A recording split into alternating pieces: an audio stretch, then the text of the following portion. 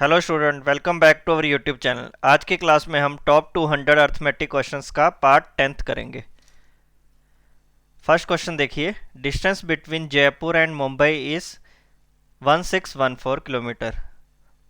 Train P starts from Jaipur at 8 PM and travel towards Mumbai at a speed of 57 kilometre per hour. Train Q starts from Mumbai 6:30 PM, उसकी speed दी है 46 kilometre per hour. Find the time eight which both train meets. अब distance देखो, 1614 kilometre. अब देखो इस type के question क्या है, एक कंसेप्ट तो आपको पता ही है। जब दो बॉडीज मूव करती हैं सेम डायरेक्शन में, जब सेम डायरेक्शन में मूव करती हैं तो उनकी रिलेटिव स्पीड या नेट स्पीड कितनी आती है, minus A minus B kilometre per hour. इसमें ए बाय द वे बड़ा होता है बी से, तो ए माइनस बी बड़ा होता है तो बी माइनस ए। अपोजिट में क्या हो जाता है, रिलेटिव स्पीड नेट स्पीड कितनी हो जाती है, ए प्लस बी। दो बॉडी मूव कर रही हैं अपोजिट डायरेक्शंस में तो नेट स्पीड कितनी आ जाएगी, A plus B kilometre per hour. अब क्वेश्चन को समझिए, distance between Jaipur and Mumbai is this. इधर जयपुर मान लो और इधर मुंबई। डिस्टेंस इनके बीच में आपको गिवन है 1614 किलोमीटर। एक ट्रेन पी स्टार्ट करे जयपुर से 8 पीएम पे, ये मुंबई की तरफ जा रही है। इसकी स्पीड हमें गिवन है, ट्रेन का नाम पी है और इसकी स्पीड भी हमें गिवन है 57। पहले क्वेश्चन को समझा करो कि गिवन क्या चीज़ है। एक और ट्रेन चल रही है इधर से मुंबई से, क्यू, उसकी स्पीड हमें गिवन है 46 और वो चल कितने बजे रही है, 6:30 पे। ये थोड़ी पहले चल रही है, स्लो चलती है तो इसको पहले चला दिया है 6:30 पीएम पे। और इसकी स्पीड हमें गिवन है 46 किलोमीटर पर आवर। ये इस तरफ आ रही है। हमें क्वेश्चन में यही पूछा है, find the time eight which both train meets. अब देखो इस टाइप के क्वेश्चन है, बिल्कुल बेसिक तरीका यही है कि टाइम सेम रखो। Time same in the sense, देखो ये 6:30 पे चली है, अब 8 बजे तक 1.5 आवर एक्स्ट्रा चली है इससे। इसने तो 8 बजे चलना स्टार्ट किया है, फिर दोनों कंटिन्यू मूव कर रही हैं। बट इसका मतलब क्या हुआ, एट 8 पीएम। 8 पीएम मतलब जो आपकी ये वाली ट्रेन है, क्यू वाली ट्रेन, ये चल चुकी है। कितनी देर चल चुकी है, 1.5 घंटा चल चुकी है। 1 आवर में, ये देखो अर्ली कर लो, 1 आवर में 46 चल रही है तो 1.5 मतलब देखो 6:30 से 8, 1.5 घंटे का टाइम है। इस 1.5 घंटे में वो कितना किलोमीटर चल लेगी, 46 प्लस 23 कितना आ जाएगा, 69। तो ये चीज़ आपने समझनी है। 8 बजे देखो अब दोनों ट्रेनें चल रही हैं एट 8 पीएम। मैंने क्या सिनेरियो कंसीडर किया, 8 पीएम पे। 8 पीएम में अभी वाली ट्रेन पी भी चल रही है और ये क्यू भी चल रही है। पी की स्पीड वही है 57, इसकी वही स्पीड है 46। बट एक चीज मेरे को बताओ, 8 पीएम पे कितना डिस्टेंस, वो ये डिस्टेंस थोड़ा सा तो चल चुकी थी, कितना, 49 चल चुकी थी। 49 किलोमीटर चल चुकी थी मुंबई से वो जयपुर की तरफ में। 40 नहीं, 46 प्लस 23 69। 69 किलोमीटर वो चल पड़ी थी। अब रिमेनिंग डिस्टेंस देख लो कितना रह गया। रिमेनिंग के लिए आपको सिंपली क्या करना पड़ेगा, 1614 किलोमीटर माइनस 69, इसमें से ये चीज़ माइनस कर दो। अब ये रिमेनिंग डिस्टेंस है, देख लो कितना आ रहा है। 14 में 9 गया 5, अब 160 रह गया 154। अब जो आपको डिस्टेंस कवर करना है कितना, 1545 किलोमीटर। अब 1545 किलोमीटर कवर करना है तो लिख लो, let T will be time taken to cover कितना डिस्टेंस है आपके पास, 1545 किलोमीटर। और ये सिनेरियो कितने बजे है, एट 8 पीएम पे। अब जो भी आंसर आएगा आपको क्या करना है, 8 पीएम पे ऐड कर देना है। देखो फॉर्मूले वही रहते हैं, स्पीड हमेशा आपका डिस्टेंस अपॉन टाइम ही रहेगा। बट इसमें आपने कंसीडर क्या करना है, स्पीड कौन सी आ जाएगी, नेट स्पीड। तो नेट स्पीड कितनी आ जाएगी, दोनों की ऐड हो जाएगी। 57 प्लस 46, इसको ऐड कर लो, 6 plus 7 3, 103 kilometre per our. Distance हमें पता है 1545, इधर से टी टाइम आ जाएगा। ईजिली है, 103 से जब इसको डिवाइड करोगे 1 5, तो टाइम कितना आ जाएगा, 15 आवर। अब 15 आवर लग रहे हैं।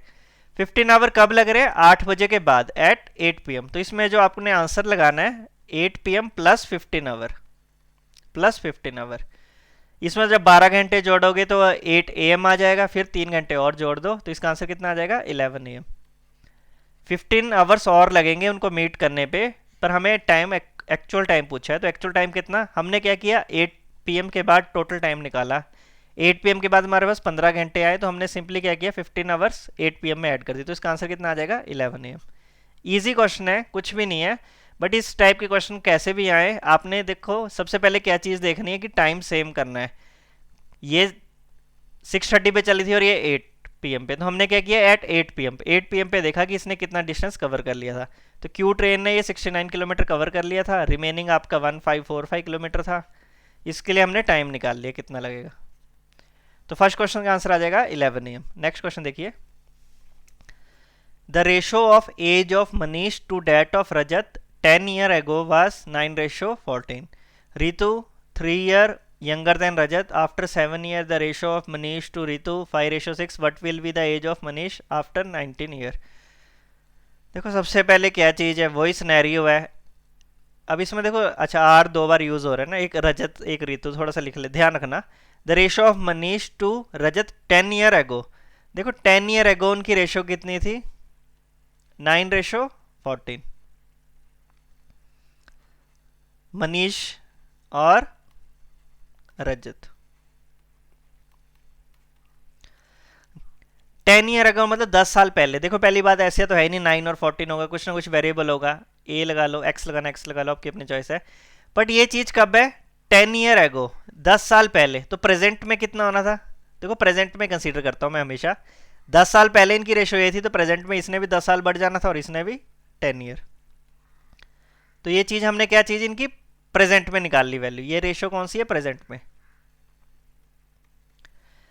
Ritu is 3 year younger than Rajat, तो रितु की निकल जाएगी, यंगर मतलब छोटी। अब रजत कितना है? 14A प्लस 10, तो रितु कितनी है? 3 year यंगर। 3 year यंगर तो कितनी आ जाएगी? 14A प्लस 7, प्रेजेंट आ गई। ये सारी चीज़ें कौन सी आपकी प्रेजेंट वैल्यू है। After 7 year the ratio of age of Manish, देखो Manish to that of Ritu, that of Ritu is 5:6, 5:6। But ये चीज कब है? After 7 year। आफ्टर 7 year देखो मनीष भी 7 साल बढ़ेगा और रितु भी आपकी 7 year इंक्रीज करेगी। ये रेशो आपको गिवन है 5:6। देखो बिल्कुल क्वेश्चन वैसे बहुत कॉम्प्लिकेटेड सा है, बट मैं आपको बिल्कुल एक ही वेरिएबल में लेके चला हूँ। ए मतलब हमने एक ही वेरिएबल पे चलाया क्वेश्चन को। सबसे पहले मनीष और रजत 10 year अगो 9:14, हमने ए वेरिएबल लगा लिया, तो प्रेजेंट में +10 कर लिया, रितु की भी निकाल ली।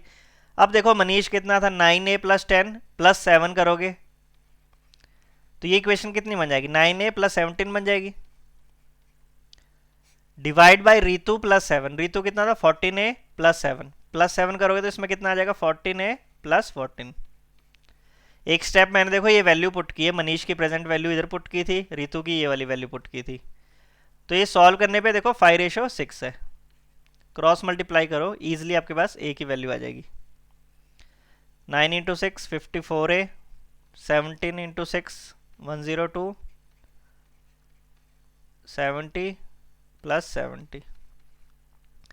ये चीज़ इधर ले जाओ, 16 है, इनको उधर ले जाओ 32। तो ए की वैल्यू कितनी आ जाएगी? 2 यूनिट। ए आपके पास कितना है? 2 यूनिट। अब देखो क्वेश्चन कुछ भी पूछा हो, what is the age of Manish after 19 year. पहले मनीष देखो प्रेजेंट एज तो इधर से निकलेगी, प्रेजेंट एज इधर ए की वैल्यू 2 पुट कर दो, तो 9 × 2 18 प्लस 10। तो मनीष आपका देखो प्रेजेंट में आ जाएगा। मनीष की प्रेजेंट वैल्यू कितनी थी? 9A plus 10। जब आपने ए की वैल्यू इधर 2 पुट की तो कितनी आ गई? 28 ईयर। तो 28 ईयर तो इसकी कौन सी है? प्रेजेंट। हमें क्या पूछा है? After 19 year. 19 साल बाद कितना होगा? तो 19 साल बाद के लिए आपको सिंपली क्या करना है? प्लस 19 इसमें कर दो, 48 प्लस 19 47 ईयर। तो सेकंड क्वेश्चन का आंसर कितना आ जाएगा? 47 ईयर। इजी क्वेश्चन था, बस इक्वेशन बनाना सीखो, आगे तो क्वेश्चन इजी है। पहले खुद ट्राई किया करो क्वेश्चन को, वीडियो को पॉज करके। थर्ड क्वेश्चन देखो, a work can be completed by P alone in 16 days and with assistance of Q it can be completed in 8 days. Q assisted with R can complete the work in 12 days. In how many days R and P complete the work together? Easy question है, कुछ भी नहीं है question, बस equation आप समझ लो। Total work इनका LCM में लेना पड़ता है। सबसे पहले P कितने काम P कर रहा है 16 डेज में, एक इक्वेशन ये है, विद असिस्टेंस ऑफ Q। तो P और Q कितने दिन में कर रहे हैं, नेचुरली बात है, आप दोनों इकट्ठे कर रहे हैं तो काम दिन तो कम ही लगेंगे। P और Q का लग रहे हैं 8 days. Q assisted with R, तो Q और R इनका भी गिवन आपको 12 days. In how many days R and P, R और P को कितने डेज लगेंगे बताना है। देखो इस टाइप के क्वेश्चन बस वही चीज़ है, सबसे पहले तो हमें टोटल वर्क लेना है। टोटल वर्क हमने एक ऐसा नंबर चूज करना है जो इन तीनों से इजीली डिवीजन हो, मींस इनका एलसीएम। एलसीएम लेने का सबसे बड़ा देख लो 16, 16 के टेबल में 8 तो जा रहा है, 12 नहीं जा रहा, 16 इंटू 2 32, फिर 16 इंटू 3 48, 48 में सारे इजीली डिविजिबल है। तो टोटल वर्क आप कितना ले लोगे 48 यूनिट। ये चीज़ क्या है, वैसे एलसीएम है, पर एलसीएम लेने का भी मैं आपको इजी मेथड बताता हूँ। जो सबसे बिगर नंबर है उसी का टेबल पढ़ के देखो। 48 यूनिट आपका क्या आ गया टोटल वर्क। अब एफिशिएंसी देखो कैसे कैसे निकलेगी, एक बार P की निकल जाएगी, इधर P और Q की एफिशिएंसी निकलेगी, और इधर Q प्लस R की एफिशिएंसी। सिंपली एक दिन में कितना कर रहे हैं, एफिशिएंसी सिंपली रहता है वर्क अपॉन टाइम। अब देखो इनको 48 यूनिट टोटल वर्क है, P कर रहा है 16 डेज में, तो 48 अपॉन 16 कर दो 3, P प्लस Q की वैल्यू आ जाएगी 6, Q प्लस R कितना 12, 48 डिवाइड बाई 12 करो 4 यूनिट। अब देखो इंडिविजुअल निकालनी है तो इंडिविजुअल वैल्यू सबकी निकल जाएगी। P की तो 3 है, P प्लस Q देखो second equation, P plus Q कितना है 6 यूनिट। तो इधर अब इजीली Q की वैल्यू आपको पता है, Q कितना होगा 3 होगा, तभी P तो 3 था ही। अब देखो Q की वैल्यू 3 है तो R की वैल्यू कितनी होगी, Q प्लस R कितना 4, तो R की वैल्यू कितनी आ जाएगी 1 यूनिट। तो ये सारी क्या आ गई, इन तीनों की एफिशिएंसी आ गई कि ये एक दिन में इतना इतना काम कर रहे हैं। लास्ट में पूछा है R and P complete the work together. R and P, R करेगा 1 यूनिट, P करेगा 3 यूनिट, 3 प्लस 1 कितना हो गया 4 यूनिट। तो 4 यूनिट कर रहे हैं 1 डेज में। तो टोटल टाइम पूछा है, टाइम कितना लगेगा, तो टाइम देखो वही है simply work upon efficiency. Work तो मेरा वही है 48, पर करेगा कौन P और R, R और P सिंपली 3 प्लस 1 4, तो 48 डिवाइड बाई 4 आंसर कितना आ जाएगा 12 days. Easy question. Next question देखो, Jeetu and Neeraj entered in a partnership business in which Neeraj invested rupees 36,000. At the end of 3 months, Jeetu withdraw 8,000 and after 3 months more he withdraw 5,000. If profit at the end of year is 11:24, find the initial amount invested by Jeetu. Question आपको देखो formula पता है तो question कुछ भी नहीं है, पर इस बार थोड़ा सा आपको कंसेप्ट पता तो कर लोगे आप इजी। प्रॉफिट हमें पता है इन्वेस्टमेंट इनटू टाइम होता है। सबसे पहले देखो कौन वेरिएबल है, दो ही वेरिएबल है, एक जगह जीतू है और एक जगह आपका नीरज है। सबसे पहले देखो हमें initial amount invested by Jitu, तो मान लेते हैं जीतू ने कितना ₹8 इन्वेस्ट किए थे। अब देखो at the end of 3 months Jitu withdraw 8,000, तो मतलब इसका मतलब क्या हो गया, पहले 3 मंथ्स में तो उसकी A यूनिट लगे थे, कुछ भी हो सकते हैं A की वैल्यू, जो ऑप्शंस दिए हैं 22,000, 25,000, 18,000, कुछ भी आंसर आ सकता है A की value. Eight the end of 3 months जीतो विड्रॉ 8,000। देखो कंसेप्ट वही है, 3 महीने तक उसके ₹8 लगे, बट अगले 3 महीने में उसने देखो कितना 8,000 निकाल लिया। 8,000 निकाल ली तो अब उसकी इन्वेस्टमेंट कितनी है, A माइनस 8,000 अगले 3 मंथ्स के लिए। इसलिए अगले 3 मंथ्स के बाद क्या, आफ्टर 3 मंथ्स मोर ही विड्रॉ 5,000, तो फिर जो देखो जो रिमेनिंग टाइम है प्लस 5,000 और निकाल लिया, तो अब कितनी वैल्यू आ जाएगी A माइनस 13,000। 8,000 माइनस 5,000 तो A माइनस 13,000 आ जाएगा। ये कितने टाइम के लिए, रिमेनिंग देखो 6 मंथ्स के लिए। इसको आप ऐसे समझ सकते हो ना, पहले उसने 3 मंथ्स मतलब मार्च तक उसने A यूनिट लगाई, फिर अगले 3 मंथ्स अप्रैल मई जून तक उसने फिर A माइनस 8,000 लगाया, और जो लास्ट के आपके रह गए थे जुलाई टू दिसंबर, मतलब जो 6 महीने रह गए थे उसमें उसने 5,000 और कम लगाया, मतलब A माइनस 13,000 लगाया। ये तो सारा किसका था, जीतू का। और नीरज का तो सिंपली बोला हुआ है 36,000। इसने कुछ भी विड्रॉ नहीं किया, तो इसका पूरा का पूरा पैसा कितना 12 मंथ्स के लिए लगा है। प्रॉफिट हमें पता है इन्वेस्टमेंट इनटू टाइम।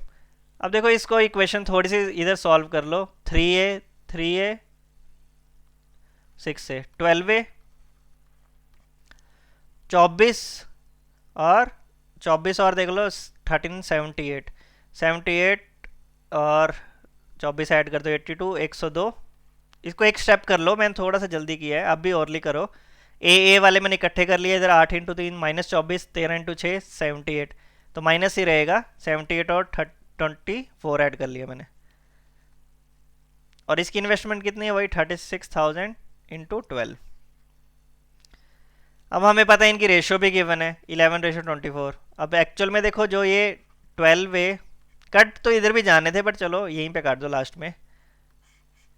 जो हमारी रेशियो कितनी आई ये वाली, अब ये एक्चुअल में कितनी रेशियो गिवन है, प्रॉफिट की रेशियो कितनी गिवन है 11:24। बस इसको सॉल्व करो, इजीली आंसर आ जाएगा। कंसेप्ट आपको पता है, बस आपको ये वाली क्वेश्चन पता होनी चाहिए थी, बाकी तो इजी था। कट गया इधर से 2, क्रॉस मल्टीप्लाई कर दो, 2 से इसको गया, ऊपर कर देता है सॉल्व। 24 है 204 000 000 6 3 और 6 9 396।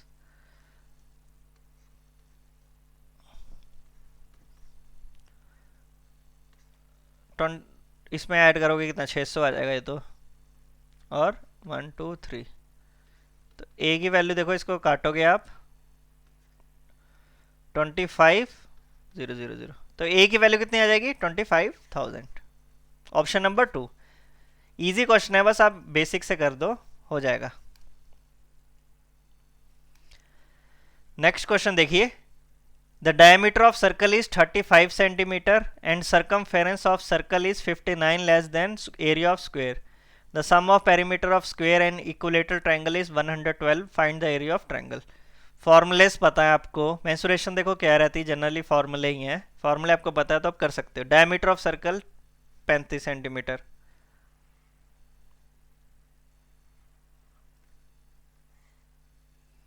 ये पूरा दे दिया 35 centimetre. Circumference of circle is 59 less than area of square. पहले सर्कमफेरेंस ऑफ सर्कल हमें पता क्या रहता है, सर्कमफेरेंस पूरा बाहर वाला क्या रहता है, हम 2πr लिखते हैं, 2πr लिखते हैं या πd लिख लो, एक ही बात है। 2 टाइम्स रेडियस इज डायमीटर, ये क्या आपका सर्कमफेरेंस।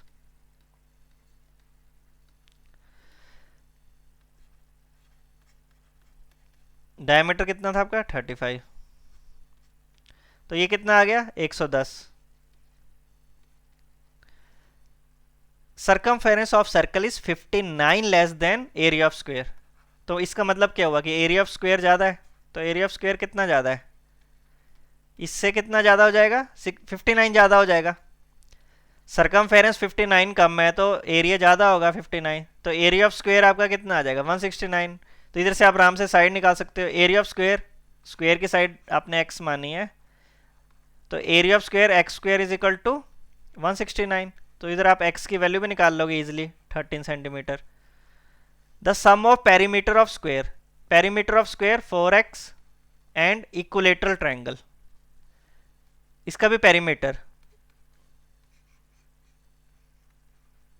इज 112। 4x हमें x तो हमें पता है 13, तो ये कितना आ जाएगा 52। आप इजीली कर सकते हो, जरूरी नहीं मैं आपको बार बार कंफ्यूज नहीं कर रहा, बस आपको ये क्वेश्चन पता होनी चाहिए, आप जल्दी जल्दी कर सकते हो, जरूरी थोड़ी देर बार बार लिखना कि एरिया ऑफ स्क्वायर x माना है। आपने बस स्पीड में करना है और जल्दी करना है। हमने इधर 110 निकाल लिया था, एरिया ऑफ स्क्वायर हमें पता है साइड स्क्वायर तो x 13 है, तो पेरीमीटर कितना हो जाएगा 52। इसका पेरीमीटर और एक इक्विलेटरल ट्रायंगल का, इक्विलेटरल सारी साइडें बराबर हैं तो इनका कितना है 112। तो इधर से आप इजीली ए की वैल्यू निकाल लोगे, 52 उधर लेके जाओ, पहले माइनस कर दो 60, तो 60 डिवाइड बाई 3, तो ए की वैल्यू कितनी आ गई 20। ए कितना आ गया 20। Area of triangle, equilateral triangle का फॉर्मूला पता होना चाहिए एरिया का, √3/4 साइड स्क्वायर ए स्क्वायर।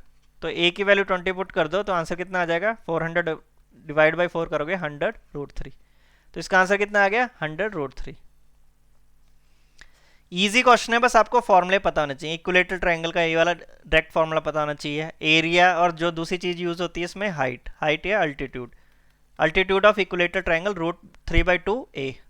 ये दो चीजें याद रखो इसमें equilateral triangle point of view से। बाकी सरकमफेरेंस और ये तो बार बार यूज होते रहती हैं चीजें।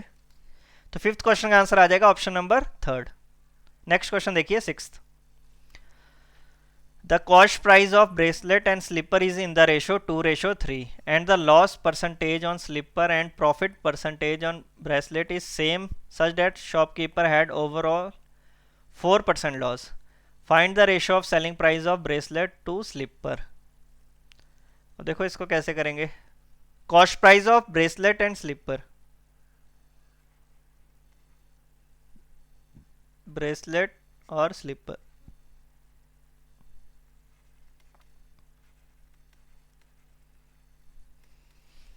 देखो 2:3 है, 2:3 तो वैसे ही देखो थोड़ा सा अलग सा लग रहा है, 200 और 300 मान लो फिर इजी रहेगा। ये चीज़ क्या है, आपकी कॉस्ट प्राइस की रेशियो है। The loss percentage on slipper, इसमें देखो लॉस हो रहा है हमें, by the way X% loss हो रहा होता, और इसमें profit percent on bracelet is same, और इसमें जो प्रॉफिट हो रहा है वो भी सेम है आपका, और ओवरऑल आपको क्या हो रहा है 4% का लॉस हो रहा है। Find the ratio of selling price. अब देखो इसको करने के दो तीन तरीके हैं, पहले तो चलो बेसिक से करना, बेसिक से कर लो। बेसिक से इन द सेंस देखो ओवरऑल 4% लॉस। अब देखो ओवरऑल हमने कॉस्ट प्राइस देखो ब्रेसलेट की कितनी मानी है 200 और इसकी कितनी मानी है 300, तो टोटल कितना हो गया 200 प्लस 300 500, तो 500 में 4% का लॉस, 500 में 4% का लॉस कितना हो गया 20 रुपये, माइनस 20 रुपये का ही आएगा, 500 का 4% 20।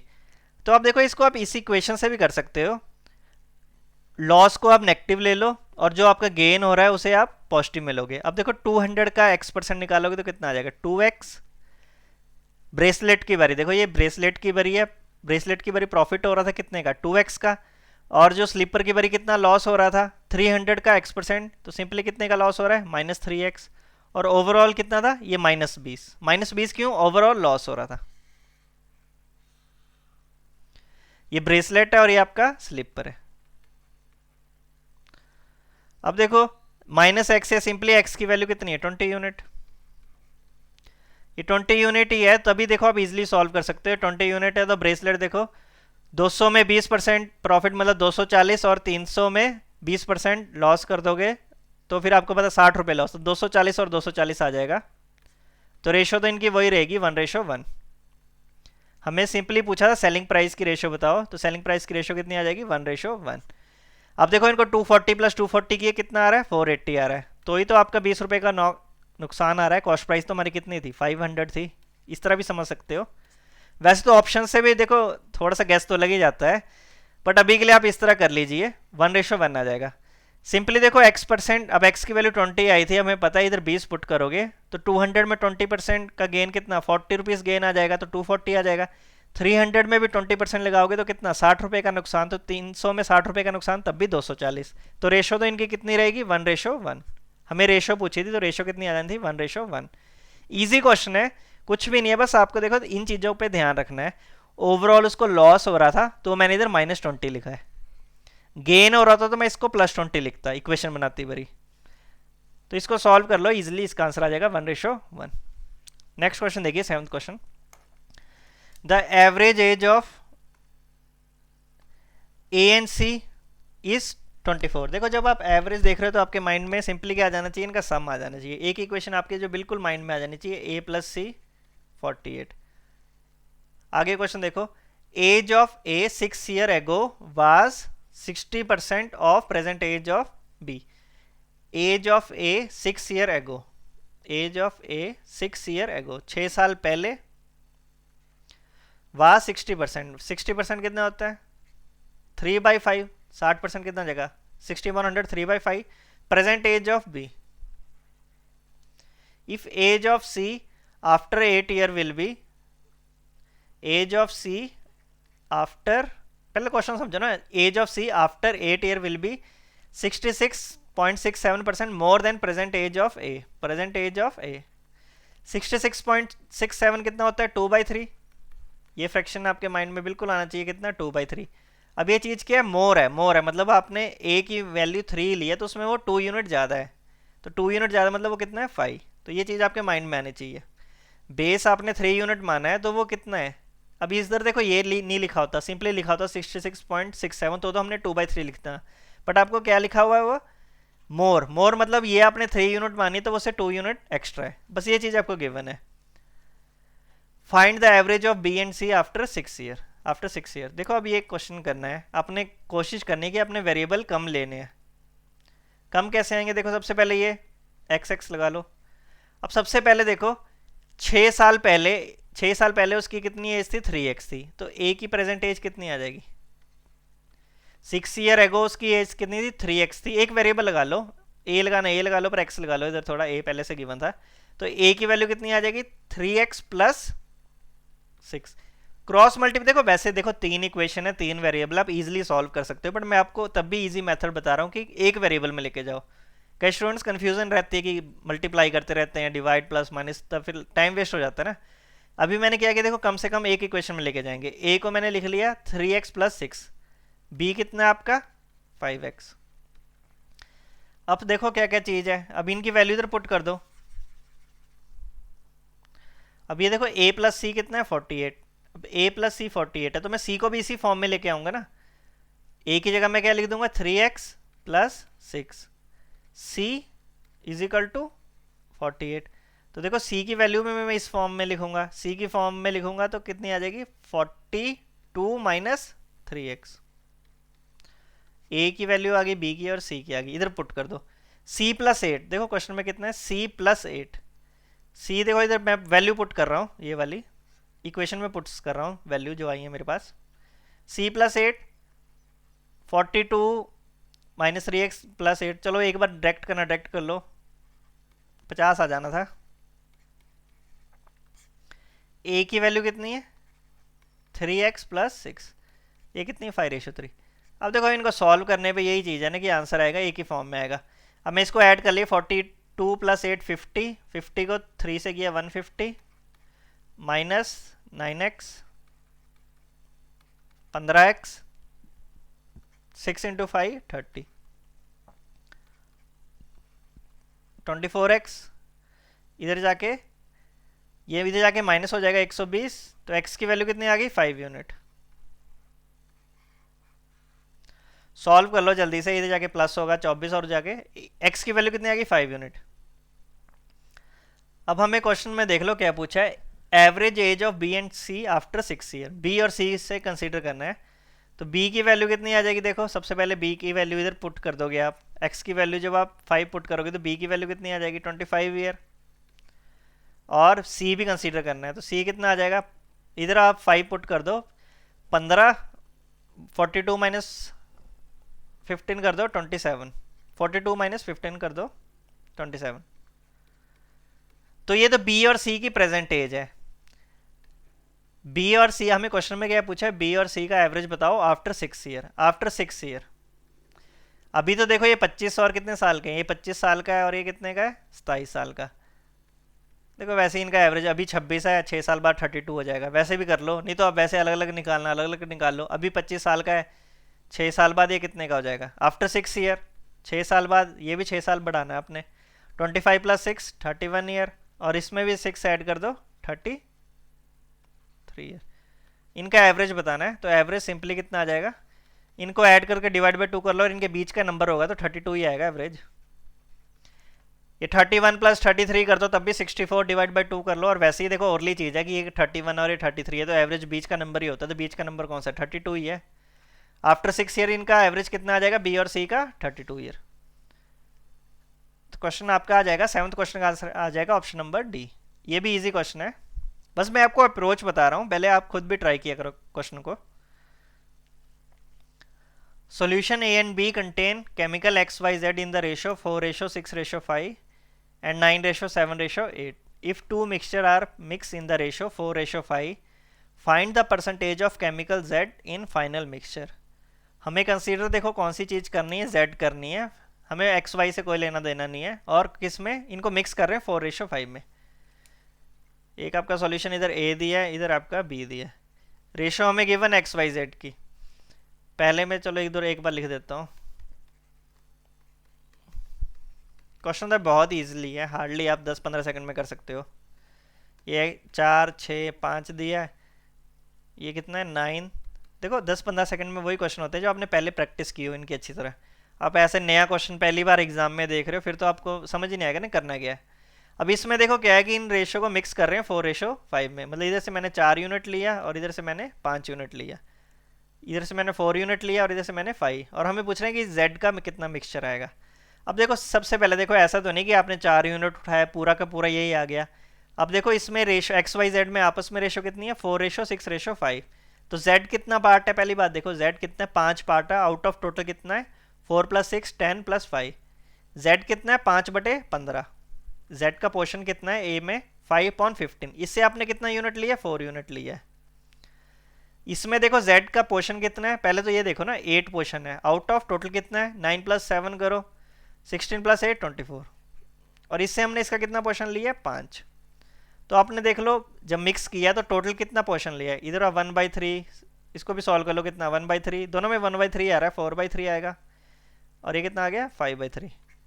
तो इनको ऐड करके 9/3 है, टोटल कितना आ गया आपका 3 यूनिट।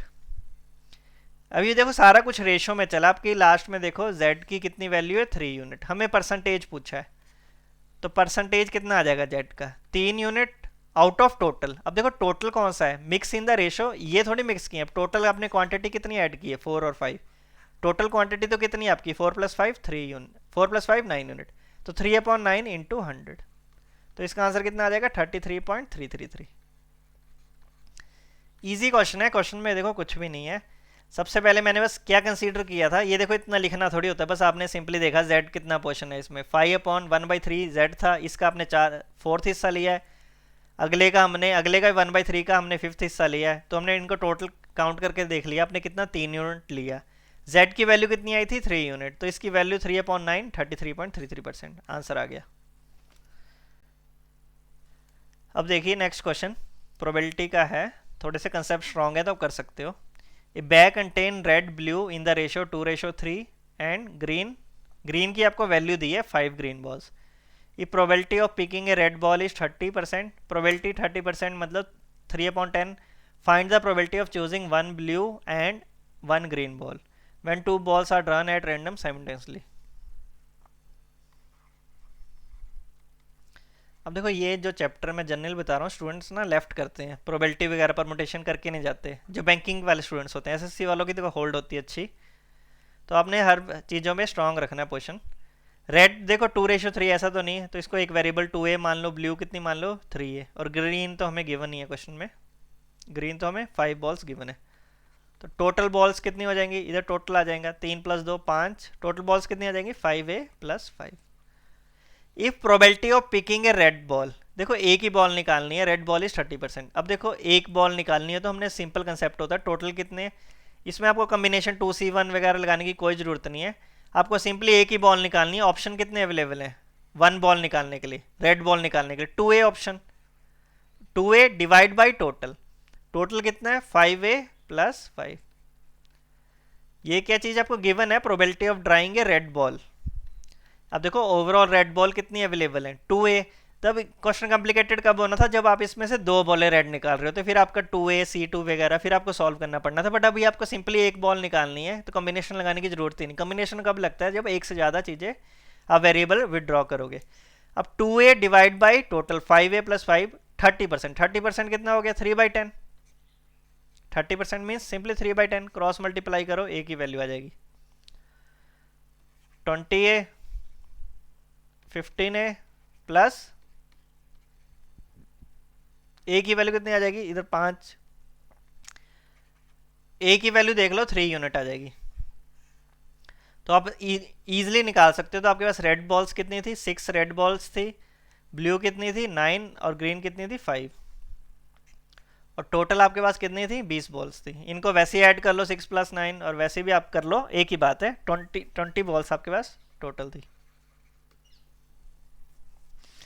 क्वेश्चन देख लो लास्ट में क्या, find the probability of choosing 1 blue and 1 green when 2 balls are drawn at random. अब देखो ये चीज़ें क्या रहती हैं, एंड का मतलब क्या होता है मल्टीप्लिकेशन। आपको देखो जब विड्रॉ करनी है प्रोबेबिलिटी बतानी है कि एक आपकी ब्लू आए एंड एक आपकी ग्रीन आए, तो देखो ब्लू कितनी है आपके पास पहले से, देखो कितनी है ब्लू, सिंपली आपके पास 9 है, तो देखो इसमें 9C1 लगा लो, ये एक ही बात है, सिंपली 9 लगो। तब दो बॉलें निकालनी हो तो दिक्कत आती है, 9C1 करोगे तो 9 ही आएगी। 1 blue and 1 green, 1 green, green तो आपके पास कितनी अवेलेबल थी, 5 ही थी, तो 5C1। तो इनको हम सिंपली कर सकते हो, 9 इंटू 5 सीधा लिख देते। एंड का मतलब क्या होता है, मल्टीप्लिकेशन, और का मतलब क्या होता है, एडिशन, तो अपने प्लस लगाना था। Divide by when 2 balls are done, अब टोटल तो कितनी है, एक आपको ब्लू चाहिए एक ग्रीन, तो नीचे कितना आ जाएगा 20C2। बस ये चीज़ सॉल्व करनी है आपने बस ये वाला चीज़ सॉल्व करनी है। बस आपको मैंने ये आपको हिंट दे दी, जब एंड दिया तो मल्टीप्लिकेशन आता है। एक बॉल निकालनी है 9C1, सिंपली 9 रहेगा, तो 9 इंटू 5 और नीचे कितना आ जाएगा 20C2। इसको 20 खोलोगे तो 20 इंटू 19 पूरा सॉल्व कर लो, 10 इंटू 19 आएगा। अब मेरी कैलकुलेशन थोड़ी स्ट्रांग है, आप इसको करके देख लेना, 190 आ रहा होगा, फिर 2, तो इसका आंसर कितना आ जाएगा 9/38।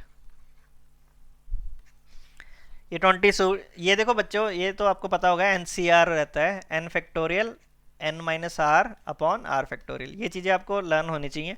जब आप प्रैक्टिस करोगे तो आपके माइंड में आ जाएगा ये 20, इसको एक एक कम करके लिखते हैं, तो इसको सॉल्व करने पे यही चीज़ आएगी। वैसे तो इधर 20/19/2 आना था, तो मैंने एक स्टेप वैसे ही जल्दी काट दिया था, तो मैंने इसको वही लिख दिया था 190। तो इसको पूरा सॉल्व कर लेना, तो इसका आंसर कितना आ जाएगा 9/38। लास्ट क्वेश्चन देखिए आज की क्लास के लिए। 1320 students are cleared exam consisting of 2 stage. 85% of students did not clear the second stage and only 44% clear first stage from total students. Find number of students who gave the exam.